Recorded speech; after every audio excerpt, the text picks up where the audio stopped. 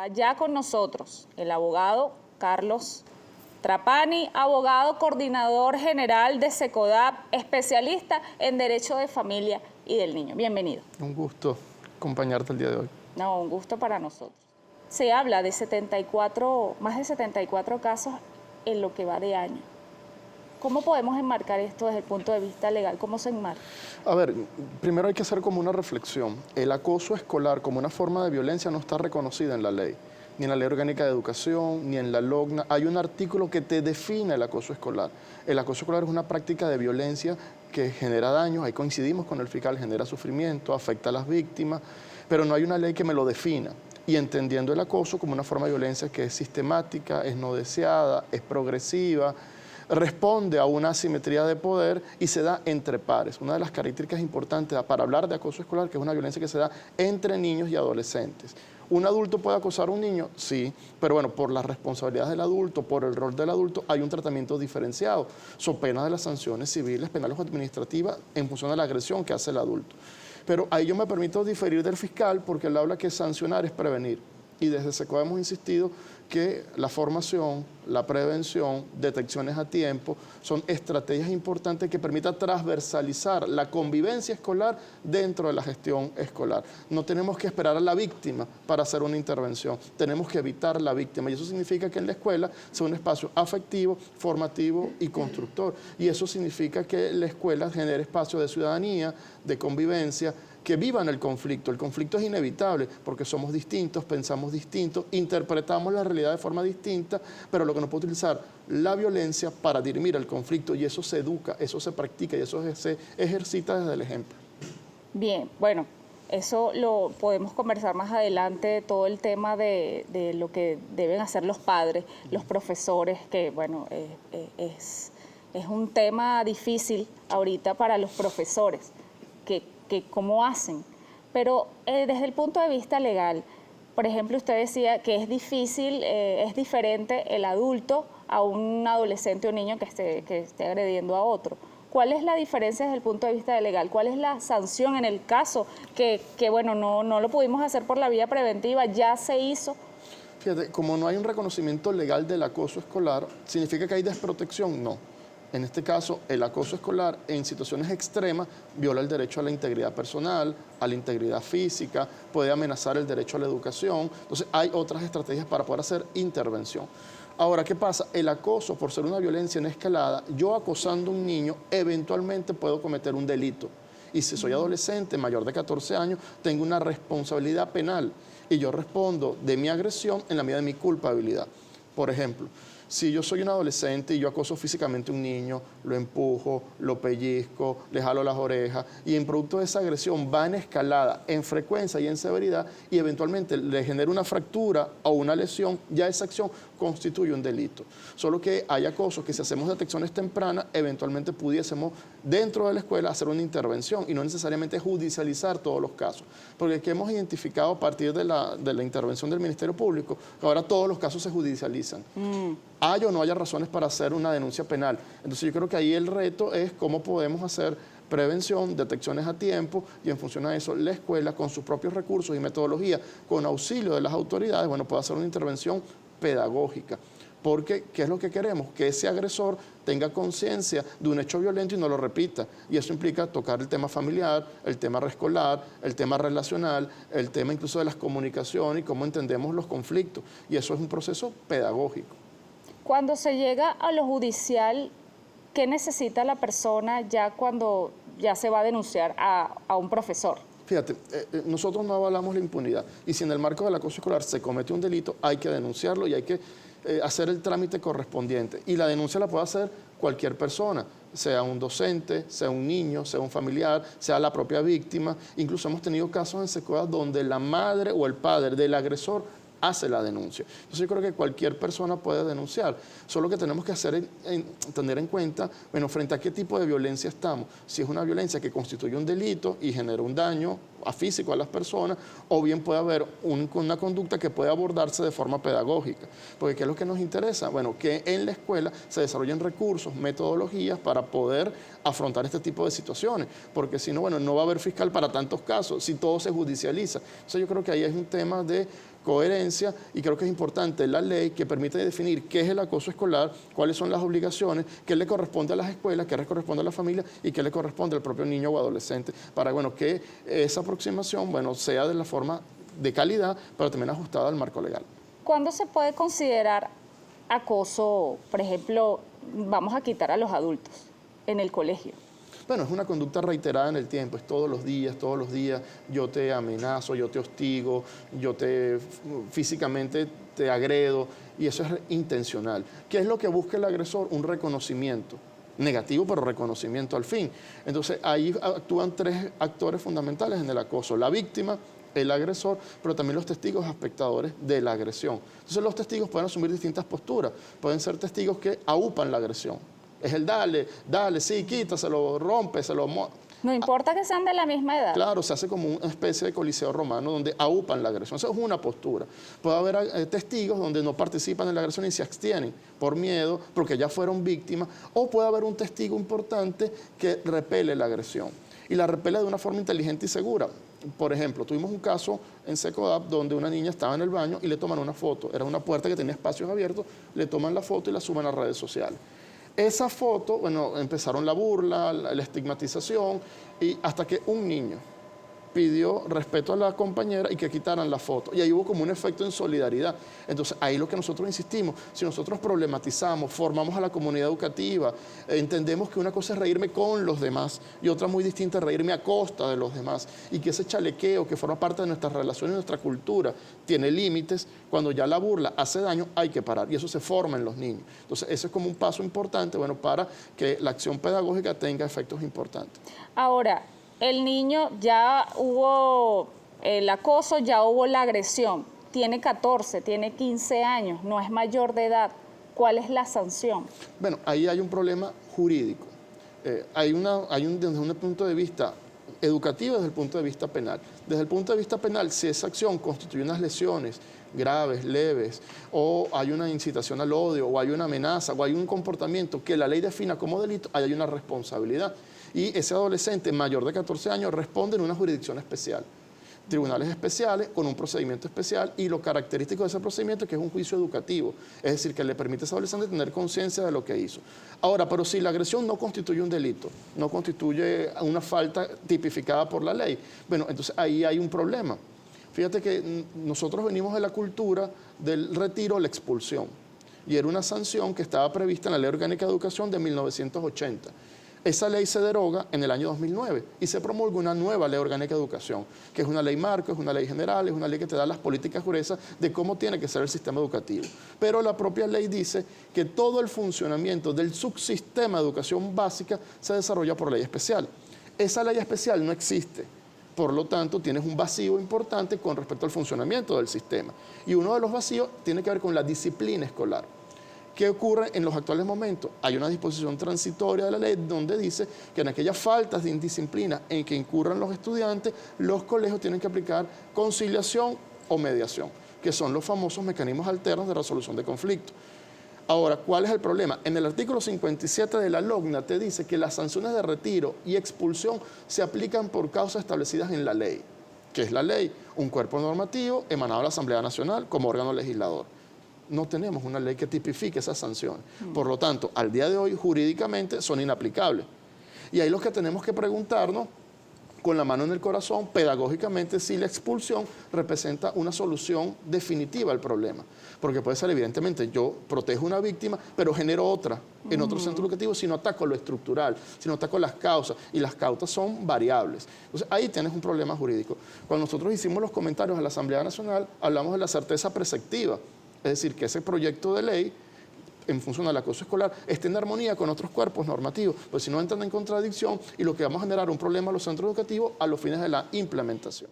Aquí tenemos algunas preguntas.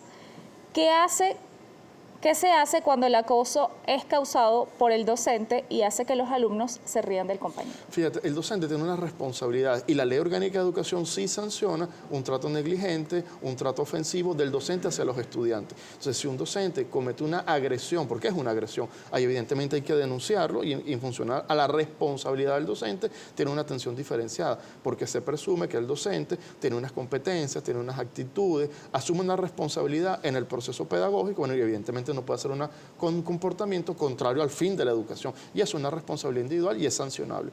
Pero cuando hablamos de acoso entre niños, las implicaciones educativas y tomando en cuenta que el niño es una persona en desarrollo, podemos hacer intervenciones tempranas. ¿Qué es lo que queremos? Que el niño tenga desarrollo moral.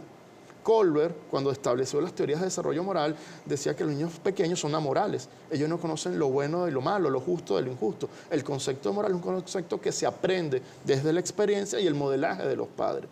Ahora, ¿qué es lo que queremos? Que el niño tenga conciencia que no necesariamente teniendo la amenaza, teniendo el miedo a la judicialización, yo tengo que asumir un comportamiento, sino que tenga conciencia y sobre todo pueda entender que tengo derecho a que me traten bien.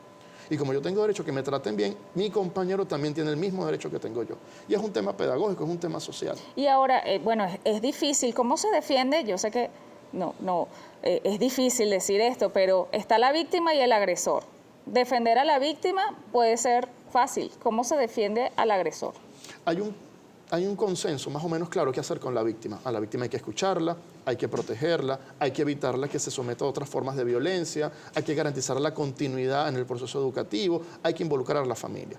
Cuando tocamos al agresor, ahí es donde vienen las principales dudas, ¿qué hacer? Entonces muchos adultos, incluso lo podemos ver por redes sociales, piden el ojo por ojo y se confunde la justicia con la venganza. ¿Qué llamo yo la reflexión? Cuando vemos los comentarios en redes sociales, el adulto que rechaza la agresión en el verbatim tiene un comportamiento incluso mucho más violento que el propio adolescente. Entonces tenemos un contrasentido entre lo que queremos y lo que hacemos. Ahora, yo parto del principio que lo mismo que hacemos con la víctima se hace con el agresor. A la víctima hay que darle acompañamiento psicológico, pedagógico, familiar, establecer un plan de intervención con metas familiares, académicas, cognitivas, relacionales, que le permita a ese adolescente entender un hecho violento y pueda salir fortalecido, porque probablemente ese acosador probablemente fue un niño víctima, o ese acosador en su entorno más cercano, que la familia, también es víctima de violencia, y entendió que la violencia, el uso del poder, permite hacer que una persona haga lo que yo quiera. Entonces, y detrás de una conducta disruptiva es un llamado a gritos de atención, de comprensión, de escucha. ¿Y cuál ha sido la constante en secuela que hemos visto en centros educativos? Que en los centros educativos los niños no tienen espacio para hablar de sus problemas. Tienen un conflicto y no hay un espacio donde poderlos dirimir, no tienen la orientación. Entonces, esas famosas horas de guiatura se fueron debilitando. Incluso hemos visto situaciones que la guiatura se hace por WhatsApp y eso no es una guiatura. Y guiatura es una estrategia, puede haber muchas. Lo que nosotros hablamos, que el niño tenga en la escuela un espacio seguro donde yo pueda decir lo que me pasa, lo que me preocupa, los conflictos y tener del otro lado un docente o un equipo de trabajo sensible a las necesidades de los adolescentes y que permita orientar y que un conflicto sea un momento educable. Y creo que ese es el reto que tenemos desde la educación. Bueno, aquí hay una persona de la audiencia que pregunta ¿qué diferencia hay entre el bullying del tradicional chalequeo? Fíjate, hay que ir contra cultura. Nuestra cultura, chalequear es chévere, es divertido, es sabroso, forma parte de nuestro esquema de relaciones. Pero insisto, una cosa es reírme con los demás y otra cosa es reírme a costa de los demás. Cuando yo en función a una diferencia, yo me burlo, yo hago daño, yo estigmatizo, yo agredo físicamente, ya eso deja de ser un chalequeo y eso pasa a ser una agresión. Y como agresión tenemos que condenarla. Entonces ahí tenemos que saber establecer límites. Y hay una máxima que uno aprende que mis derechos terminan donde empiezan el derecho de los demás. Y bueno, eso parte también en el tema del acoso escolar. O sea, yo en función a ser jocoso, a ser chévere, a caer bien, no tengo el derecho de lastimar y agredir a nadie. Bien, ¿dónde acudir en estos casos? Fíjate, siempre nosotros insistimos que se acuda, primera instancia, al colegio, ver los canales que tienen los centros educativos, pueden tener departamentos de orientación, coordinación, dirección, y bueno, si no hay respuestas, o las respuestas son inadecuadas, o se han implementado un conjunto de medidas y esas medidas no dan resultado, bueno, poder acudir al sistema de protección. A la instancia más cercana, que son los consejos de protección o las defensorías del niño. Ahora bien, si en el marco de la agresión se comete un delito, tipificado como delito, bueno, ahí hay que hacer la denuncia correspondiente en el Ministerio Público. pero estamos hablando de acciones individuales. En SECOA también nosotros promovemos acciones colectivas. Y no se trata que el caso individual se exponga públicamente, sino en función de una agresión que se comete entre un niño y un adolescente o entre niños, podamos problematizar con el grupo frente a lo que ocurrió. No exponiendo, no generando una revictimización, pero sí hablando con los chicos, cómo se sintieron, qué puede ser distinto, si ustedes estuviesen en ese rol, cómo se sentirían, qué podemos hacer para mejorar las relaciones y hacer ese hecho pedagógico. Porque, bueno, es que es un elemento clave, bueno, que la escuela es un espacio de formación. Otra pregunta, buenos días, ¿cómo esta ley puede ser arma de doble filo para los docentes y escuelas? Mira, la ley tiene que tener, lo dije hace unos minutos, certeza preceptiva, y la ley tiene que tener como centro de atención la protección de los niños y que dé herramientas a los docentes para, bueno, ser mejores docentes, tener claridad de qué hacer y dónde acudir, porque ahorita hay una gran incertidumbre, hay una gran ambigüedad. Entonces, cada colegio hace lo que puede con las herramientas que tiene. Y hay colegios grandes, colegios pequeños, colegios en zonas urbanas, colegios en zonas rurales. Entonces, nuestra realidad escolar no es homogénea. Y en función a eso, creo que la ley puede ayudar a establecer estándares mínimos de atención y estándares mínimos de protección. Y un elemento importantísimo que debe tener la ley, las obligaciones del Estado. ¿A qué se obliga el Estado? Porque, por ejemplo, el fiscal dice que se sanciona a los colegios que no hacen una intervención pertinente. Primero, ¿qué es lo pertinente? Y segundo, ¿cómo se piensa sancionar un colegio cuando un colegio público o privado no tiene orientador, no tiene psicólogo, no tiene programas, no tiene servicios? Yo acudo al Consejo de Protección o a una defensoría y no tengo respuesta. Entonces hay que ver no solo la responsabilidad de los centros educativos, sino también la responsabilidad del Estado en función a programas, servicio, capacitación, investigación, diagnóstico, bueno, para dar una respuesta integral. Y también, bueno, la parte colectiva en redes sociales, vemos una agresión, un niño a otro, entonces pena máxima para ese otro niño, que la gente exagera también, peor lo que usted está diciendo, peor que lo que se le hizo al niño. Entendemos que la violencia causa frustración, indigna, nos moviliza, sobre todo que tenemos una cultura caracterizada por la impunidad. Eso es una respuesta esperable. Pero lo que llamamos a la reflexión sobre, bueno, cuál es el comportamiento, porque el adulto modela. Yo no puedo exigir a un niño lo que yo no practico a nivel personal. Si yo le digo no grites y yo grito, ahí hay un contrasentido. Si yo digo no ofendas, no acoses y yo acoso por redes sociales, ahí hay un contrasentido. Y los niños aprenden mucho más de lo que decimos, de lo que hacemos, del ejemplo, el modelaje. Creo que es un elemento clave. Entonces, a mí me llama la atención, bueno, cuáles han sido los comportamientos en redes sociales, sobre todo a los videos. Bueno, y también hay que reflexionar, un adolescente que exhibe un video, ¿qué hay detrás de esa acción? ¿Qué busca con esa acción? Entonces, bueno, también hay el morbo del adulto en replicarlo, en difundirlo, en función a eso, bueno, hay que hacer una profunda reflexión educativa, social, pedagógica sobre este tipo de violencia. Y aquí tenemos una pregunta, bueno, un comentario largo. Mi hijo de 5 años ha recibido bullying a causa del largo de su cabello. Otros niños y algunas maestras le han realizado comentarios de que parece niña. Inclusive, cambio de género en su nombre por usar cabello largo y cola para recogerlo en el horario escolar. A él le gusta su cabello largo y adicionalmente posee las características del Asperger. Mi pregunta es, ¿cómo proteger y valer su derecho al libre desarrollo de su identidad establecido en el artículo 20 de nuestra Constitución? Bueno, yo me pregunto si a Francisco de Miranda le hacían acoso por tener el cabello largo. Entonces hay un tema de las maestras, el personal docente que esté sensibilizado, que entienda que los niños son distintos, pensamos distinto. Entonces la diversidad en un centro educativo es algo que tiene que ser natural. Y yo no puedo valorar al niño por mis referencias familiares, culturales. Bueno, hay unas pautas de convivencia donde el tema del cabello es un punto importante. Bueno, hay que hacer una aproximación respetuosa. Yo puedo establecer con la madre un diálogo para funcionar, bueno, cómo llegan a acuerdos, a consenso. Porque, bueno, agredir en ningún concepto y en ninguna circunstancia tiene que ser una opción. Y si son las maestras que estimulan la agresión y en función a eso los niños acosan, bueno, es una conducta que se tiene que condenar y se tiene que rechazar. ¿Y qué puede hacer la mamá? Primero acudir al centro educativo, exponer lo que está ocurriendo, incluso por escrito, para dar una fecha cierta cuándo fue la queja. Bueno, y en función al centro educativo de dar una respuesta. La Ley Orgánica de Educación te habla de conciliación o mediación. Y en función a eso, bueno, ver qué se puede hacer. Si no hay respuesta o las respuestas son inadecuadas o son inoportunas, bueno, ahí hay instancias en el Consejo de Protección para, bueno, hacer un llamado de atención al docente y en función a eso, bueno, que el docente cambie su comportamiento. Aquí Gaby Quintero dice, ¿cómo abordar el acoso escolar por preferencias sexuales? ¿Dónde acudir? Bueno, hay un principio de igualdad y no discriminación, y ninguna persona puede ser discriminada por razones de edad, nacionalidad, orientación política, orientación sexual o cualquier otra condición. Y eso es un mandato para todos los centros educativos, públicos, privados. Y en el caso de que haya algún tipo de discriminación por orientación sexual, bueno, Consejo de Protección es una instancia idónea. También hay que valorar mucho la agresión, tener como mayores detalles qué es lo que está ocurriendo a los fines de identificar si hay un delito en función a esa agresión que está viviendo ¿Qué esa pruebas, persona. por ejemplo, necesita esta mamá? Fíjate, no hay ningún tipo de prueba. O sea, tú puedes hacer la denuncia de forma oral, de forma escrita, la puede hacer cualquier persona, y esa es una de las grandes ventajas que tiene la LOGNA, que cualquier persona tiene el derecho a denunciar. No le corresponde tampoco a los centros educativos desarrollar una investigación policial o pericial, sino, bueno, yo tengo una situación en circunstancias de modo, tiempo y lugar donde hay una violación de un derecho de un niño, yo acudo a las autoridades y corresponde a las autoridades hacer la investigación y adoptar las medidas que correspondan, sea en el ámbito de protección o sea en el ámbito de la responsabilidad penal. ¿Cómo se hace cuando el niño acosado ya no quiere ir al colegio?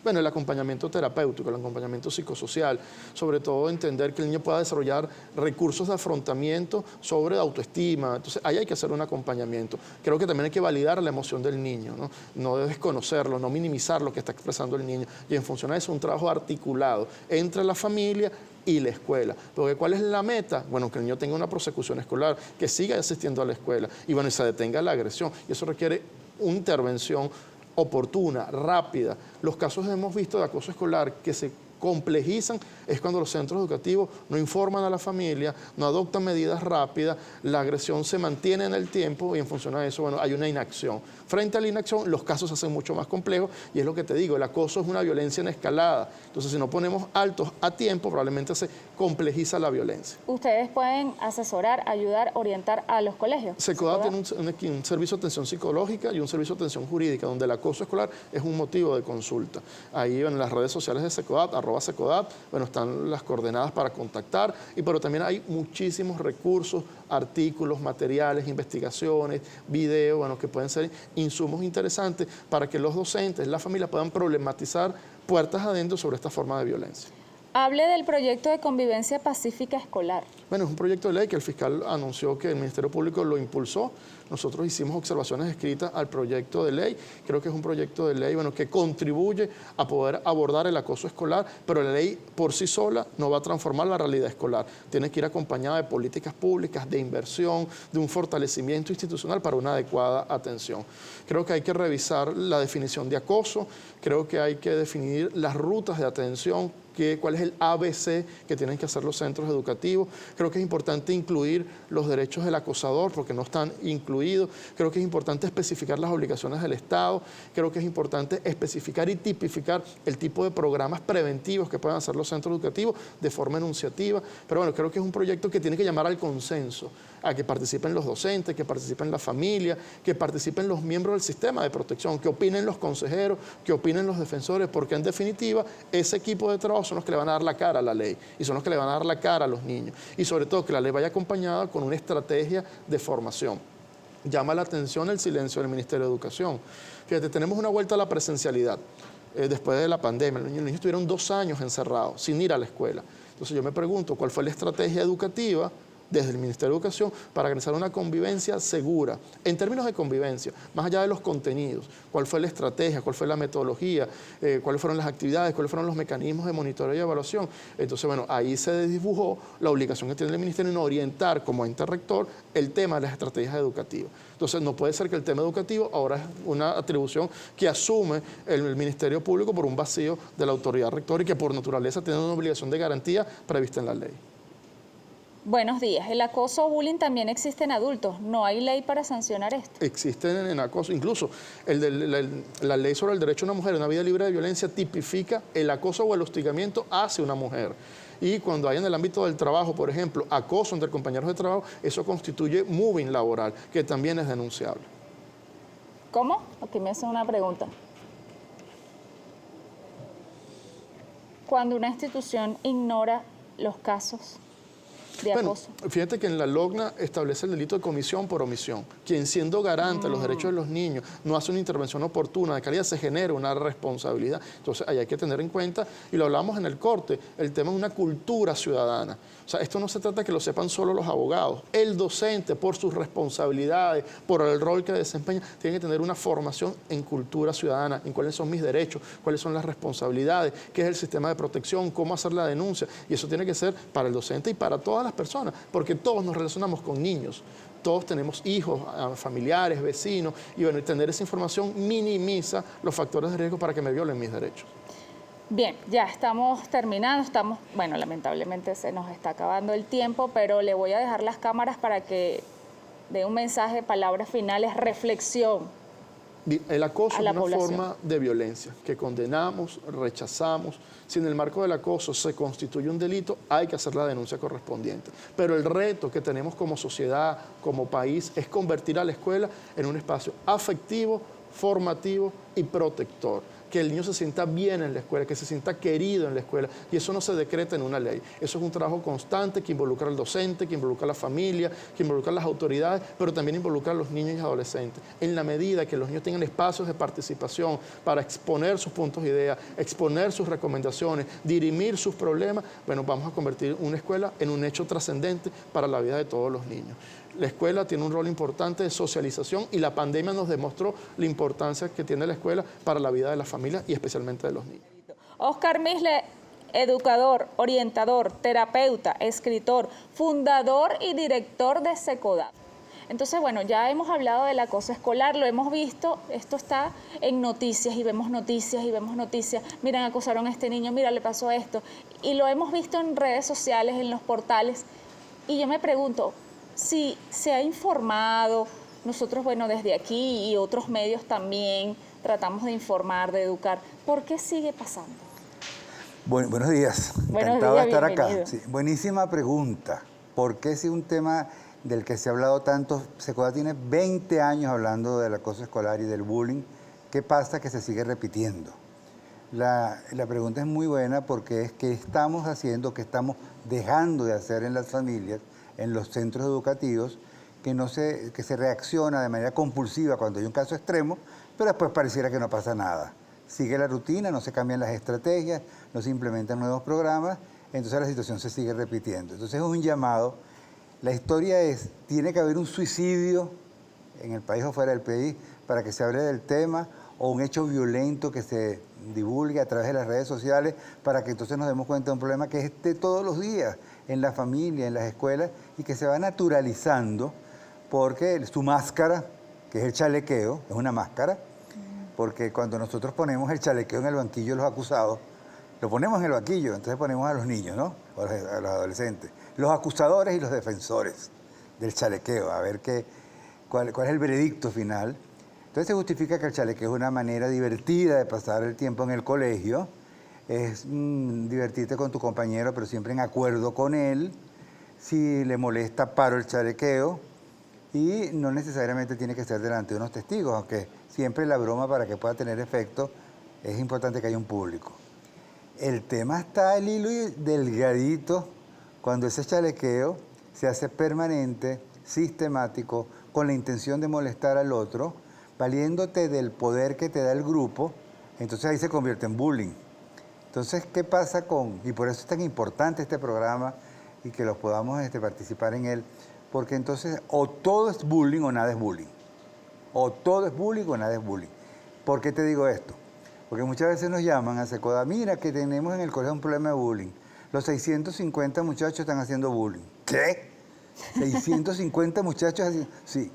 ¿Por qué? Porque se meten con ellos en la cantina, porque resuelven los problemas de manera violenta, porque se meten con el otro por alguna condición física. Ok, esos son irrespetos, pero no es bullying.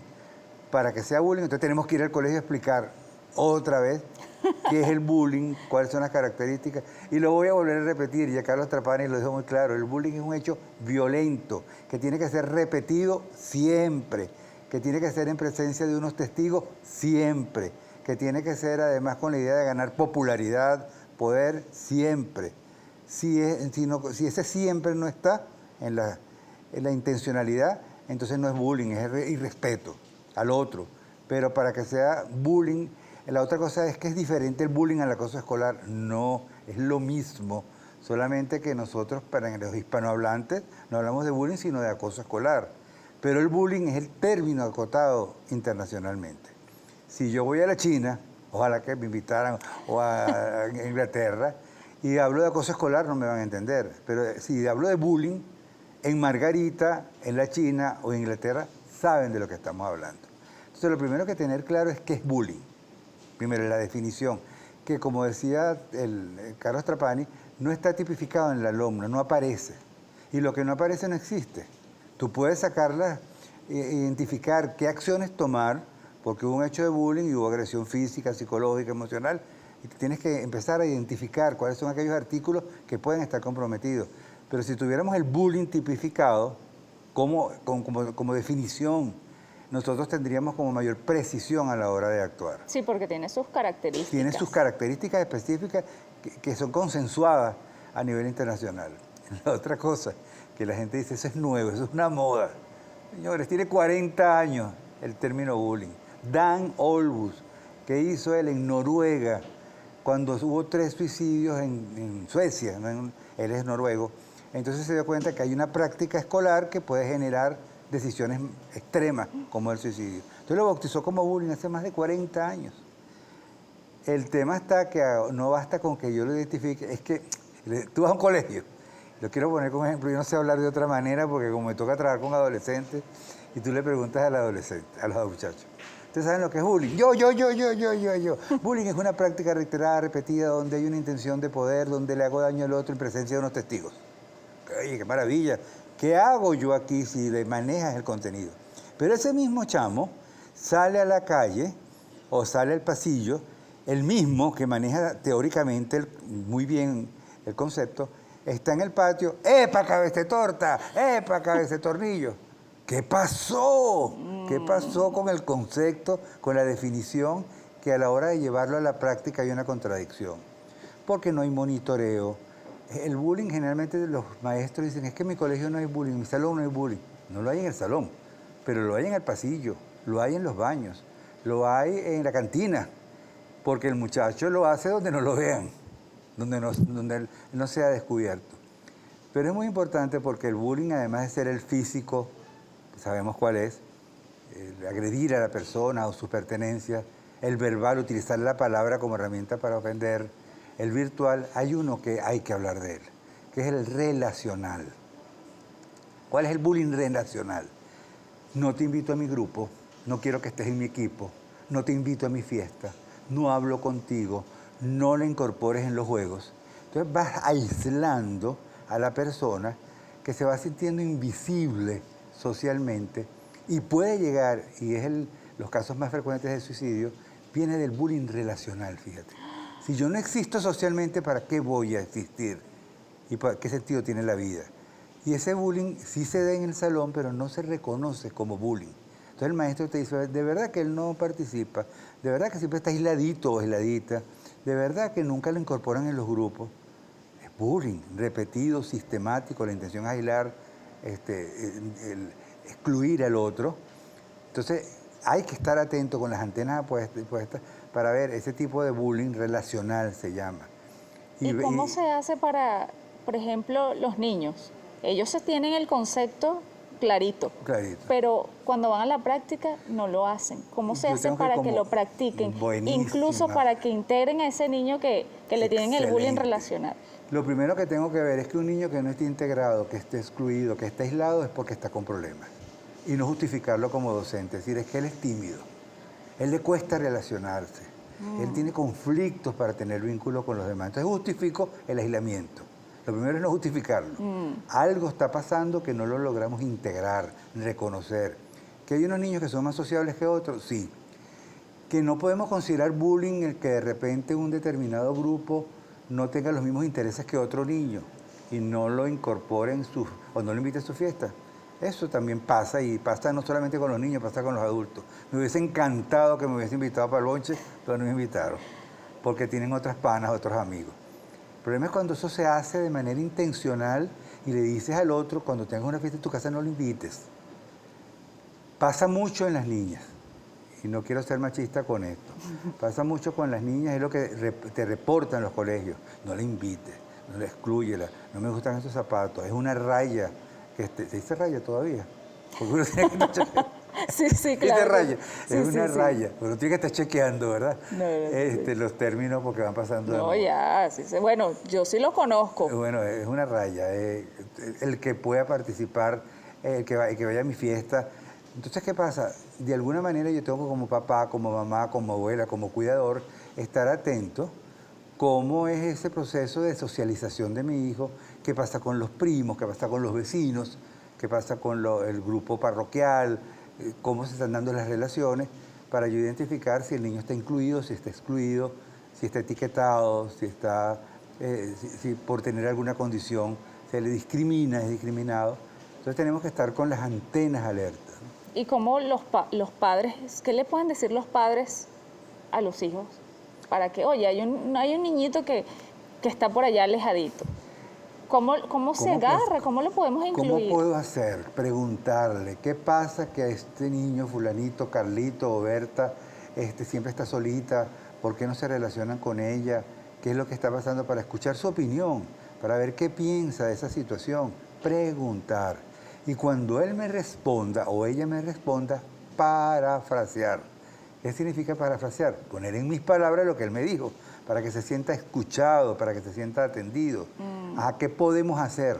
¿Te parece bien que un estudiante, que un compañerito, que un amigo no participe de las actividades, se sienta solo, no se sienta valorado por el grupo? Para ver qué piensa de ese comportamiento. Y la otra pregunta es, ¿qué te parece que podemos hacer? Preguntarle al niño, para que él se sienta incluido, para que él se sienta aceptado, para que se sienta reconocido. Eso es educación emocional.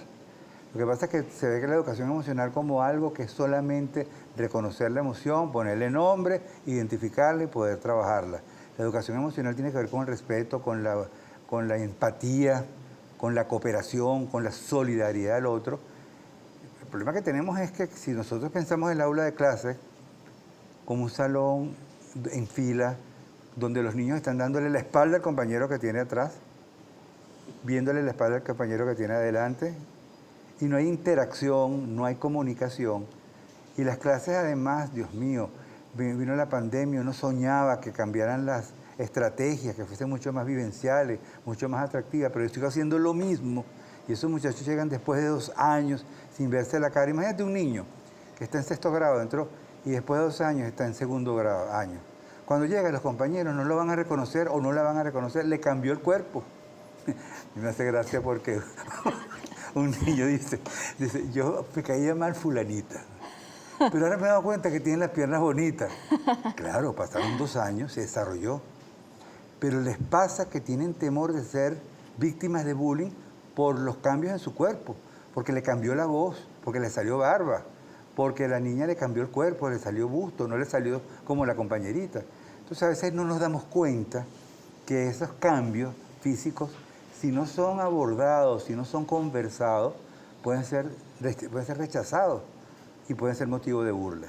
Entonces es estar atento a las señales que permanentemente nos dan los niños, las niñas, los adolescentes, para ver cómo actuar y que ellos puedan opinar, expresarse, hacer propuestas, de repente ver una películas maravillosas que hablan sobre el bullying, hacer un cineforo, para en esas historias ver si eso se repite en mi salón de clase. Hay oportunidades y posibilidades que permiten el abordaje del tema. Y cuando no están los padres, que son los abuelos, como me decía ahorita, los tíos, los hermanos por la migración. Hay que identificar cuál es la persona que en la familia está ejerciendo el rol de educador, de guía, de orientador, para poderlo acompañar y para que pueda tener las herramientas. Porque imagínate, para un abuelo no es lo mismo lo que significó el meterse con otro en la escuela que para un papá. ¿Cuál es el problema que hay si no preparamos a los cuidadores, independientemente del rol que tengan y de las condiciones que tengan? Hay que tomar eso en consideración. Que generalmente puede pasar que la respuesta que se dé no sea la adecuada. Le ponemos un ejemplo. Llega un niño y dice, papá, se decidió, tuvo el valor de decirle al papá, se metieron conmigo en la escuela y me metieron un golpe. Y llega el papá, dice, usted sabe cómo es la cosa, que usted va y le da un golpe. porque si usted no le da un golpe, que se lo va a dar a usted soy yo. Y hasta se me cerró la puerta, porque si yo no he actuado es porque me siento intimidado, porque tengo miedo, porque estoy ansioso. Y si mi papá lo que me está recomendando es que yo devuelva el golpe, ¿qué pasa con mi miedo? ¿Qué pasa con mi angustia? ¿Qué pasa con mi ansiedad? Entonces muchas veces la ley de ojo por ojo y diente por diente, estoy diciendo el papá, pero también pasa con la mamá. El hecho de devuélvele tu golpe. ¿Qué pasa con el niño cuando, fíjate lo que puede pasar? Qué bueno que podemos tener este programa para eso. Un niño ha sido víctima de bullying permanente, como es el bullying sistemático delante de unos testigos, y él se va cargando, se va cargando, se va cargando de rabia, de resentimiento, de indignación. Y puede tener una reacción explosiva con cualquier activador. Y si ese activador es mi papá, que me dice, usted va y se defiende, y yo estoy cargado, toda mi rabia, toda mi ansiedad explota y agredo al niño y lo pongo, le genero una lesión, que es un delito. Entonces mi hijo y yo estimulé de pasar de ser una víctima a un victimario. De alguna manera, porque él no pudo controlar su rabia, su ira, y no pudo, y a la hora de agredir lo hizo con todo aquello que estaba ahí en ebullición. Entonces hay que tener mucho cuidado porque los homicidios es una realidad también en nuestros adolescentes. Entonces hay que estar atentos. Y llega el niño a la casa con lo que usted está diciendo. Un niño me dio un golpe. ¿Qué se supone que debería decirle el padre? Actuar. Primero, no lo podemos aceptar, no podemos aceptar que te haya dado un golpe. Lo primero que yo haría como padre o como cuidador o como persona que tiene la responsabilidad de acompañarlo, es decirle, ¿qué te parece que debemos hacer? Para que él sienta, no me están diciendo devuelve el golpe, pero me están diciendo tú eres muy importante en tu defensa, utilizando los canales que existen. No, es que como yo, después se van a vengar y van a decir que yo soy un sapo. No, un momentico, una cosa es un chisme y otra cosa es un reporte. Es de la parte pedagógica. Y vamos a ver, entonces, hacer el reporte cuando es. En el espacio, cuando es conveniente, y en el espacio que es conveniente. Que me río porque me dio risa cuando dije lo de reporte del chisme, porque en la actividad con los niños, yo les digo, ¿cuál es la diferencia entre un chisme y un reporte? Porque te dicen, no seas chismoso. Muchas veces las maestras le dicen al estudiante que está denunciando un caso, no seas chismoso. Yo me río porque un niño le dice, yo voy a poner un ejemplo cerquita, 10 años. Ajá, en mi casa hay una señora que vive en la misma cuadra. Y mi mamá dice, dígame a esa mujer que se operó esas lolas para conquistar ese chamo de 22 años. Pero eso es un chisme. Digo, no, pero es un comentario, eso es un chisme. ¿Cómo sabe mi mamá por qué se operó esa señora? ¿Y qué relación tiene con ese niño? Ajá, ¿y cuál sería el reporte? A ver, si eso es un chisme, según tu visión, y después analizamos por qué es un chisme, ¿cuál sería el reporte? El reporte es que esa señora tuviese un ojo morado y de repente tú dices, oye, esa señora fue agredida y esa señora necesita apoyo y necesita protección. Eso es un reporte. ¿Para qué? ¿Qué más? Si él me lo puso en bandeja de plata, entonces darle a los estudiantes la posibilidad de opinar con ejemplos que te permitan que el estudiante pueda acercar esos contenidos teóricos que tú iniciaste esta maravillosa entrevista con tu pregunta, ¿por qué se sigue dando? Porque manejan el concepto, pero no lo ven cómo se refleja en la práctica. Entonces, poner ejemplos prácticos, testimonios, donde ellos puedan ver cómo afecta el bullying o el acoso escolar, qué emociones se activan, se detonan. Entonces, es como crear espacios donde haya, primero, comunicación, no haya juicio, escuchar, parafrasear y buscar apoyo si hace falta. Si el niño llega, por ejemplo, los representantes, los padres, el que esté al cargo del niño, ¿cómo yo sé que, por ejemplo, mi hijo, mi sobrino, está sufriendo de un acoso y no dice nada? Ajá. Preguntarme por qué no dice nada. Si mi hijo comienza a no querer ir a la escuela, no dice nada de que está sufriendo de acoso, pero no quiere ir al colegio, tiene problemas en sus hábitos alimentarios, comienza a comer de más o no quiere comer, comienza a tener pesadillas, comienza a querer estar pegado a mí todo el tiempo, se muestra ansioso y si es un adolescente comienza a tener adicciones desde la tablet hasta el alcohol o cualquier otra sustancia, yo tengo que preguntarme qué está pasando. Puede ser que el problema esté en el colegio y que él no lo dice porque tiene miedo de mi reacción o que yo lo juzgue o que yo lo incite a que devuelva el golpe. Entonces eso hace que yo tenga que preguntarme, ajá, todas estas señales que me está dando de cambio de comportamiento, ¿qué relación tienen con la escuela? ¿Qué puede estar pasando en la escuela para yo poder actuar y entonces ir a la instancia correspondiente? El maestro, el coordinador, el profesor guía, el director, o si la escuela no actúa, entonces al sistema de protección. Pero estar atento a las señales y no... Pasa que eso requiere estar como conectados, no a las redes, sino conectados como familia, para poder estar atento a qué pueda estar pasando. A esos signos.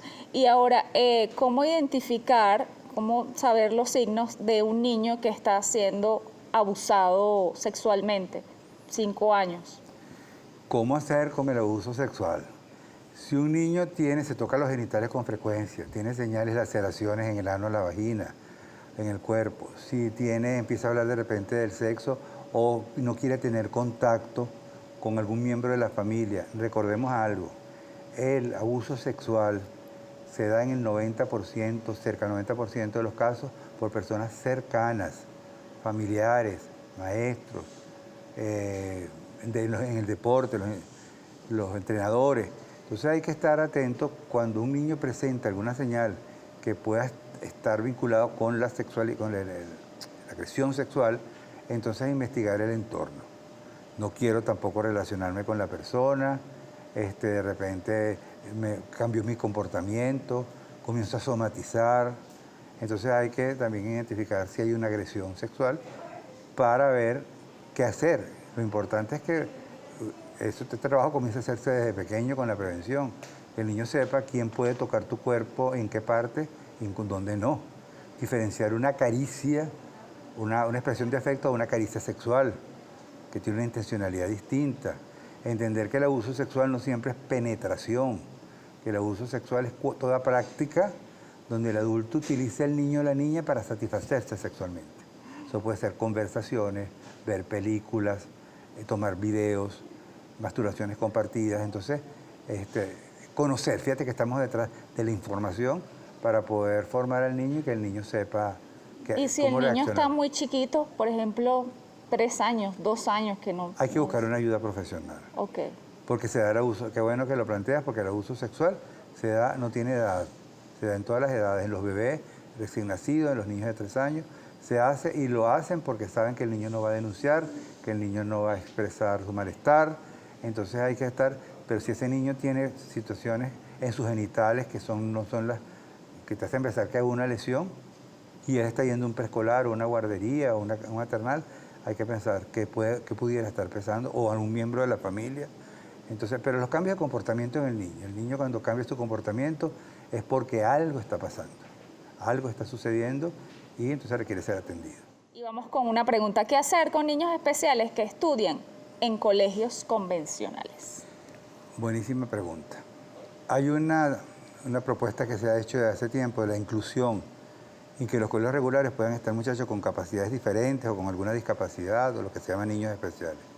Eso no está mal como idea. El problema es qué preparación reciben esos estudiantes para poder convivir con un niño que tiene una forma de reaccionar diferente, de vincularse de manera distinta, de aprender de una manera diferenciada. Porque ese niño que tiene estas características, si yo no estoy preparado o no dedico tiempo para que los estudiantes entiendan que existe también dentro de lo que somos los seres humanos, esas características, puede ser que sea rechazado por ser distinto. Lo primero es cuál es el acompañamiento de la formación que tiene el docente. Estoy hablando de estudiantes, pero el docente para poder actuar y para poder orientar al grupo que a lo mejor una reacción que tiene un estudiante porque se aísla o porque actúa de manera compulsiva es algo que él no puede controlar porque tiene una condición que hace que no pueda reaccionar frente a ciertos estímulos de la misma manera que otro. Entonces es un poco estar preparado para convivir con el que es diverso. Si no tengo la preparación, los pongo en riesgo. La intención de que ellos puedan estar en una escuela regular puede ser muy buena por el tema de la inclusión, Pero esa inclusión se da cuando yo creo condiciones para entender cómo debe ser mi comportamiento, mi reacción frente a ciertas actitudes de la persona diversa. ¿Hasta dónde hay responsabilidad con el docente cuando el problema viene fuera del aula? Mira, si el problema viene fuera del aula, pero se manifiesta en el aula, el docente tiene una responsabilidad.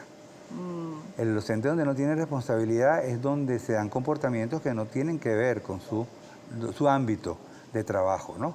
Pero puede ser que el problema se esté dando en la calle, en el pasillo, en los baños, no en el aula. El docente le toca, si sabe de alguna información, o le llega una información donde un niño y una niña está siendo acosado o es víctima de bullying en un espacio que no es su aula, él tiene que actuar. Porque el problema del bullying es algo que bueno que salió esto. El problema del bullying es un problema no solamente del acosado, del acosador, inclusive de los testigos, es un problema sistémico, es un problema, es una dinámica en donde tiene que ver la comunidad educativa en su contorno. Cuando visitamos las escuelas, que todas las semanas lo hacemos, y está el vigilante, yo le pregunto, compadre, venga acá, ¿cómo están portándose los muchachos? Tú estás fuerte, ¿o yo? Tú estás fuerte. Sí, pero ¿por qué?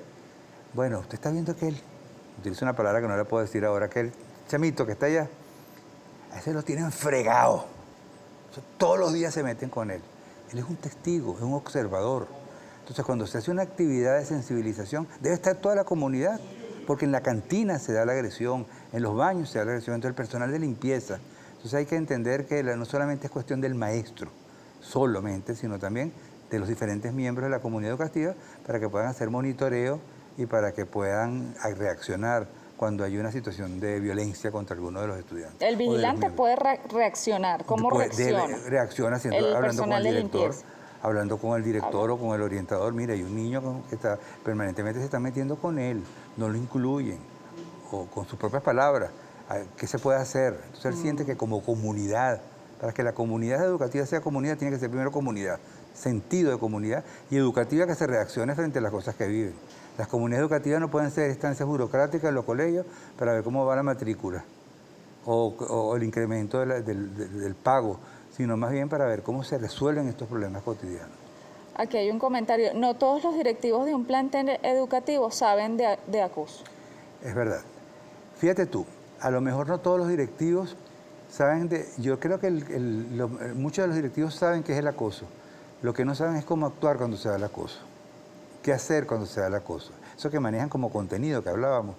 Pero a mí me parece algo simpático que nos pasa en Secodá, que te llaman de emergencia porque hubo un caso de acoso escolar grave, para que vayas, a veces nos reímos porque es como la idea de que tú vayas como con una especie de imposición de manos, que tú hagas una situación ahí de repente que pueda transformar almas y corazones. Eso no se trata de eso, se trata de ver qué es lo que hay en el trasfondo. Y llega el director que te llamó con aquella alarma, con aquella emergencia, y cuando estamos en el salón con los maestros o con la familia, el director te da los buenos días, te dice por qué te convocó y se va. Él puede que maneje el concepto, pero se está perdiendo la oportunidad de ver qué piensa su personal, qué piensan las maestras, qué piensan los propios estudiantes. Entonces es un poco de involucrarse más y no solamente buscar la ayuda externa, sino revisar un poco qué está pasando internamente. Aquí una señora dice, si una niña de cuarto grado mete a otra niña al baño para tocarla, ¿qué se hace?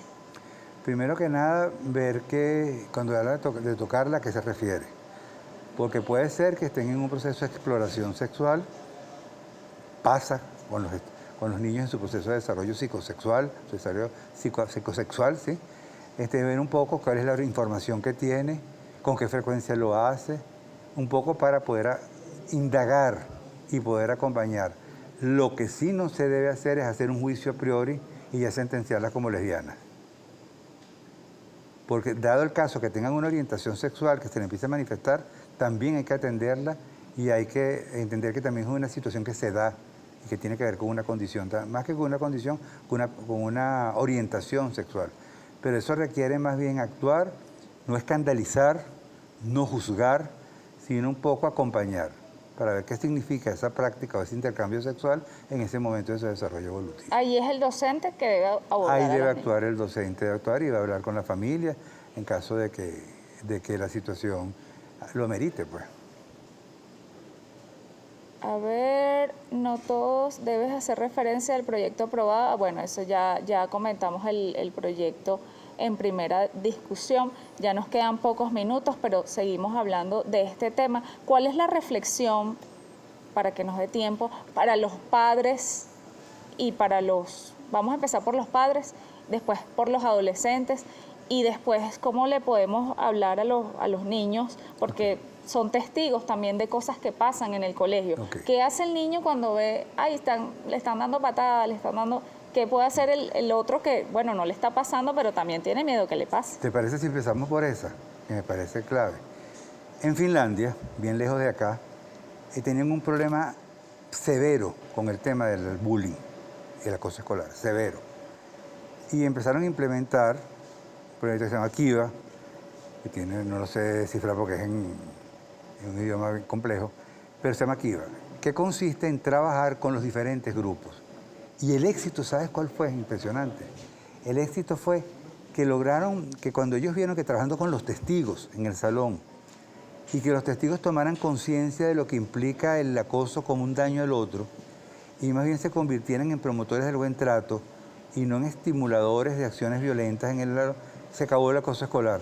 ¿Por qué? Porque el acosador necesita a los testigos, que son los que se ríen, que son los autores intelectuales de muchos casos, que son los que me aplauden.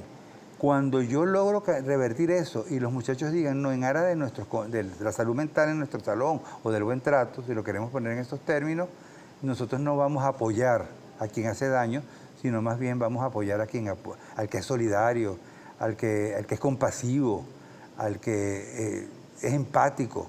Y se acabó el acoso escolar.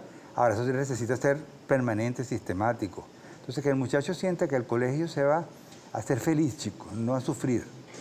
Y ser feliz no significa quitarte responsabilidades y compromisos, sino simplemente lo que decía Carlos Trapani, siempre lo repito, divertirse con los demás y no a costa de los demás. Hay que hacer un trabajo diferenciado con los estudiantes, con las familias, para conversar sobre el tema, escuchar qué es lo que pasa muchas veces con las familias, que cuando tú llegas al salón, yo quisiera que eso cambiara, pero te dicen, aquí están no los que deberían estar, sino los que no deberían estar porque no tienen el problema. Los pupitres vacíos son los que deberían estar y no están, porque son parte del problema. Y muchas veces el problema se siente más complejo, se percibe más complejo, cuando los que no están son precisamente los familiares o los padres de los acosadores. Porque se queda el foco en la víctima, pero ¿qué pasa con el acosador? ¿Cómo observo yo a mi hijo si es un acosador? ¿Cómo actúa con su mascota? ¿Cómo cómo juega con sus primitos? ¿Cómo si él realmente le divierte que el otro sufra? Si busca aprobación o reconocimiento en una piñata haciéndole daño al otro delante de un grupo. Y ahora, ¿cómo se hace? Por ejemplo, el niño va donde su papá.